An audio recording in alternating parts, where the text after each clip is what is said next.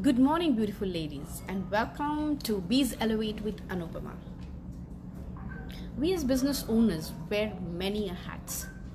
I remember when I started off, my mentor told me, Anupama, you're starting a business, right? So you have to have a starting period where you're going to decide how fast you want to run this business, where you want to have your break-even point, and then make some profits. But after which, you will have to take a decision about growing it, about scaling it. So we'll come to that as we move on. But right now, decide how you want to run your business. And I was like, okay, how do I want to run my business? Okay, I want to be my own boss. So maybe I'm starting on my own. So I'm a single woman show. I'm wearing many hats at any given different point of time with different responsibilities. I am the salesperson, I'm the marketing person, I'm the operations person, I'm the admin person, I'm the accountant, I'm the office boy, I'm everything rolled into one. And I don't want to increase my overheads, so I do not have an office per se, I work from home. So I made all these calculations, put them on paper, and felt so proud about myself on starting on my entrepreneurial journey. I was very lucky. I got an event that in the first year itself, I broke even. Wow, well done, Anupama. But then when I realized I'd broken even, good for a startup company to break even in the first year itself. The second year, I was making money, but just enough money to run the business. And now I had to make a decision. I need to get more clients. I need to get more high-ticket clients. What do I need to do? What do I need to do? And there steps my mentor again and says that, okay, now you're in a growing mode. So first and foremost, you need to decide how big your team is going to be, what kind of money you're going to require to sustain that kind of an operation, and what kind of roles that you want to give your subordinates. I looked at the big picture and I said, okay, this is the aspect as a business owner I want to keep to myself, and that's business development, because I am the face of the company, right? But the execution, the admin work, of course, those things can be delegated. I can train people and make those things happen. So about 2.5 years later into the business, I started hiring a team. I hired a team of around 4 people. And I was now making enough money to manage an office, 1, to give them their salaries, 2, and for all the other operational expenses that had gone a little up, because earlier I was a one-woman show, now I had a team. So I was making enough money, but then I wasn't making enough profits. Wow. Okay. Fine, I was happy. I was not fixated on being the next Bill Gates or Mark Zuckerberg. So that was fine. I was happy with what I was doing. But as the business started, we were getting into its 5th and 6th year of operations, I realized that this was not the way a business would be made sustainable. So back again, I run to my mentor and say, I'm growing, I've grown, but then I can't sustain it this way. I need to make real money, real profits, and so good at profits that tomorrow when I just want to give up on this business, it's that I should be able to sell it rather than just close it down because of bankruptcy or some unforeseen situation like that. So now, Anupama, you are on a track of not only growth, but now you're on a track of scaling. And that's where you require a different approach altogether. You have 4 people. From 4 people, you have grown to 6, 8. Good, very nice. But you're just making enough money to sustain that operations. So now, put down on paper what you require, how you require, how you're going to think about scaling it up. I said, first and foremost, let me define what is growing and what is scaling. Well, just imagine I had a group of people, eight. They were doing X amount of work, and I was getting X plus maybe 15-20% of revenue. It was going good. But now when we're talking about scaling, I'm talking about just those 8 people doing not only X but X plus Y amount of work and getting me maybe at least plus 50 to 60% of profits. Now, what changes would I be able to make to my business to make that impact? And that's when I realized business owners have to work not in the business but on the business, because working in the business is actually not taking you anywhere except making enough money to run it. But working on the business can take you places, can create a huge impact on your revenue generating potential. I said, okay, this looks something interesting. What should I be doing? So, the best thing that any business owner would do is to get into the nitty-gritties of creating impactful strategies. Well, I was creating impactful strategies earlier too, but with a mindset that I want to grow my revenue.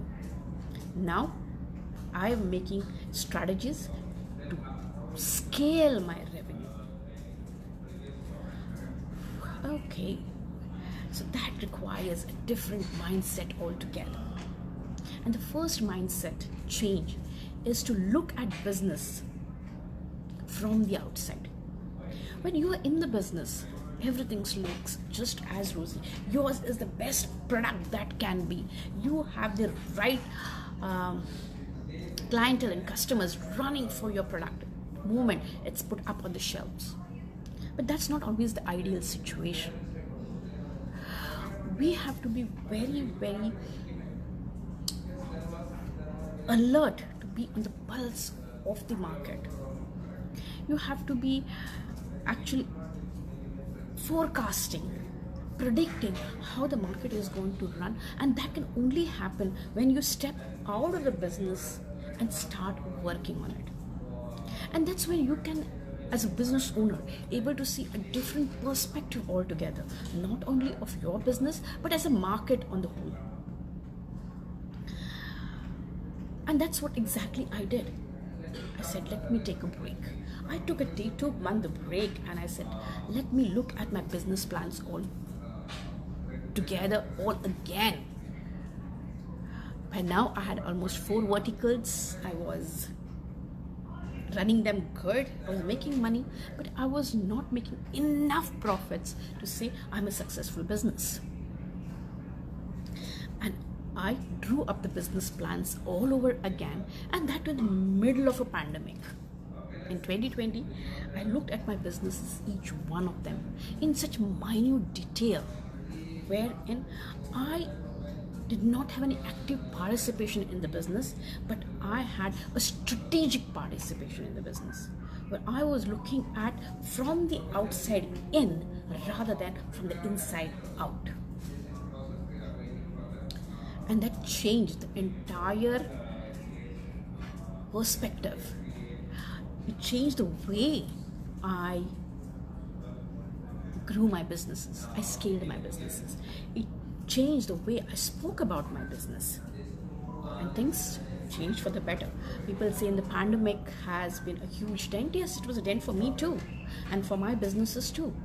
But then they proved to be an opportunity for me to step out, look at the business, and make those necessary strategic changes which were required.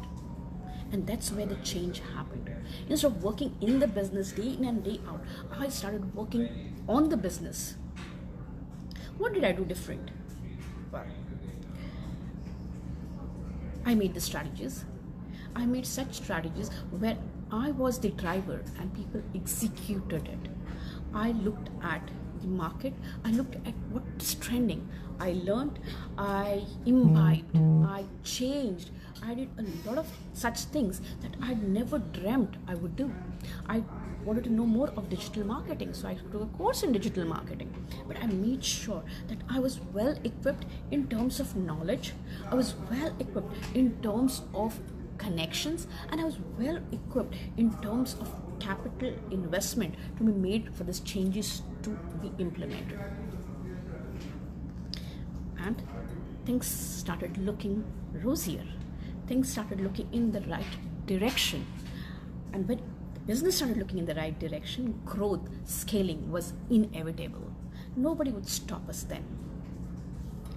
It so happened that for the past 1.5 years that I should say, started working on the business rather than in the business. We have a steady pipeline of clients. I don't have to worry about what's going to happen tomorrow. We are creating emergency funds for an inevitable uncertainty that might occur in the future. So all these things have been taken care of as I've started working on the business rather than in the business. It has been not a very smooth ride, I would say, because to change a mindset, to bring in those changes is a very difficult task. We are so much cocooned in our comfort zone that we forget that if we take a little bit of risk, if we can make those little bit of changes which are uncomfortable, they just might reap the right benefits. And not only benefits, impactful benefits in terms of connections, in terms of people, in terms of revenue, in terms of just the perception of your brand in its entirety. Earlier, I didn't think, being in the business for almost now 12 years, anybody has known me before.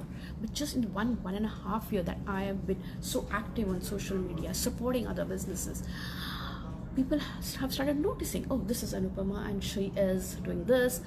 She speaks as an FB live, she gives good advice, she has content that has value. Where this perception has come from? Because of that strategic change that I created in the business to make it into such a machine that it scales itself and just not grows.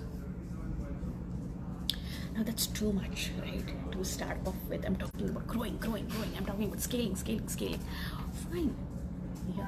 But at the end of it, it's your baby, your business. You need to take a call where you want your business not to go today, because today is already in another minute that is going to be a past, right? But you have to think about tomorrow, the day after, 1 year ahead, 5 years ahead, 10 years ahead, where you want business to be. A lot of solo entrepreneurs that I meet, they tell me, Anupama, if I work, it's for me. If I lose, it's what I am losing. It's not affecting anybody else. It's not impacting anybody else. You are lucky if you're in that kind of a scenario where whatever you do does not impact somebody else. Yeah, but it's not so. We are a social setting. We do businesses in social settings. We are doing business by people, for people. Remember, that's what I always say. Business is done by people, for people. And we as human beings, we have a family to go back to. So if something that's stressing you out in the business is going to impact you and indirectly impact your family, and if you are the breadwinner, you don't even have the chance to say that, okay, it's going to just impact me. It's going to impact your entire family. So in such scenarios, you as a business owner have a huge responsibility. Responsibility towards yourself, towards the family that you are earning for, towards the business, which is your extended family actually, because they also help you create that business, run it, sustain it, grow it, scale it, right? So you have many responsibilities as a business owner, and that's one of the reasons for any business owner to see that they are working on the business rather than in the business. When I am doing this differentiation of on and in, Let me make it a little more simple for you, because a lot of people don't understand the on and in concept. When I say you're working in the business, that means, um, for example, a business requires marketing, so you are doing the marketing. A business requires sales, so you're doing the sales as well. A business requires operations, so you're doing the operations as well. Uh, you say, oh, I have a team to do all that. Yeah, but then at the end of it, the onus is still on you. You're not delegating that responsibility to somebody else. The decision making, the outcome of it is still your responsibility, right? Just imagine a scenario where I can step out of the office without having to worry what's going to happen behind my back, because I know the business is just going to run as it should if I am there or if I'm not there. That should be the scenario. So in the business, you are actually getting involved with each and every nitty-gritty, and maybe it doesn't require you that much of involvement in the first place itself. Working on the business is letting go of the onus to the entire team.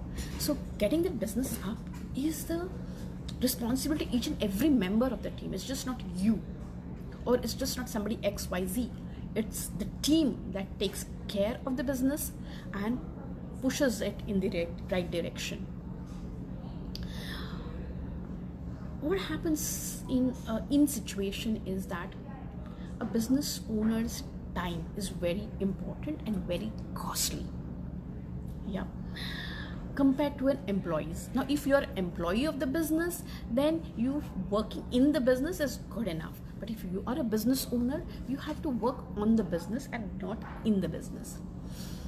In the on the business scenario, what happens is you delegate all this task, responsibilities, decision making authority to other people, and you become only the person who pulls the thread, like a puppeteer who pulls different threads to get the right action from others, right?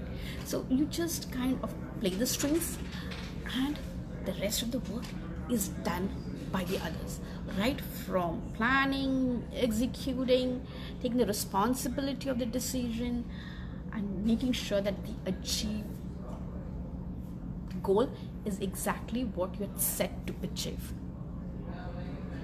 right? So that's the difference between on and in. So always try to have a on the business concept rather than in the business concept, because in the business is not going to take you too long into the business. It's somewhere after some time going to stall up, and then you're going to kind of wonder what's gone wrong. I'm not getting enough clients, these things are not going good. When it comes to scaling, actually a lot of many strategies can be used to scale up. In the growth concept, what we did was we kind of hired a team, gave them responsibilities, made sure the tasks were executed. In the scaling aspect, you actually collaborate with people to make sure that those kind of expertise is there in your system, and you can leverage that strength to scale up. This is one of the strategies people usually use. There are many more as well. I would like to hear if you people have any such scaling strategies to share with us. Anything, even the smallest, and if you think it's the most stupidest one, mind you, when it comes to working on the business, no idea, no concept, no strategy is stupid. It is just that it might work or not work for your kind of business. So let's get to knowing what kind of strategies are there, and I would want to hear it from you this time as to what kind of strategies you use to scale your business. And when I'm talking about scaling, it's actually scaling and not just growing. Okay. For growth, your expenses, your overhead, everything grows. But when it comes to scaling, your overheads, your expenses, the amount of attrition, all those aspects actually go down rather than go up. So let me hear from you about what scaling strategies, business scaling strategies you use for your business. Well, that's all from me today about on and in, and I hope each one of you start thinking about working on the business rather than in the business. Have a rocking week ahead.